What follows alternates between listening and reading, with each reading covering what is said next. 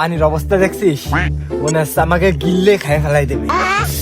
ভাই এই পানিতে যদি কেউ গোসল করে তার অবস্থাটা কি হবে বুঝতেছিস? কি আর হবে, কিছুই হবে না। কিছুই হবে না, খালি একটা জানাজা পড়া লাগবে এই আর কি। কিছুই হবে না, আমি গোসল করবো, তুই বাজি ধরবি? বাজি ধরবো, কিন্তু তোমার পাড়া প্রতিবেশীর কাছে আর আত্মীয়স্বজনের কাছে মাপ চেয়ে আসতে হবে। কিসের লাগে?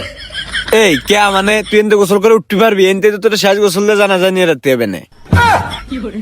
ওইটা তোর চিন্তা করতে হবে না নে। এই পানিতে আমি নামবো, আমি তো কইছি, তুই কি বাজি ধরবি কিনা তাই ক। বাজি তো আমি ধরছি, যাও নামো, প্রতি ডুব কিন্তু 200 টাকা। আমি কিন্তু 100 ডুব দেবো। তোমার 100টা দেওয়া লাগবে না, তুমি 50টা ডুবে দাও। আমি কিন্তু 200 ডুব দেবো। আচ্ছা তুমি 200 ডুবি দাও। 200 ডুবির দাম কিন্তু 40,000 টাকা। আমার টাকা নিয়ে তোমার টেনশন করা লাগবে না, আগে তোমার টাকা বের করো, পরে যদি তুমি টাকা না দাও। আমি যদি না দিতে পারি, আমার কাছে তো টাকা নাই, এই মোবাইল আছে, আমি তোর মোবাইল দিয়ে দেবো। আচ্ছা আমি রাজি, দাও ডুব দাও। আচ্ছা ঠিক আছে, তোর বাসায় জায়গা বেছে কিন্তু টাকা রেডি কর, না হলে কিন্তু খবর হচ্ছে।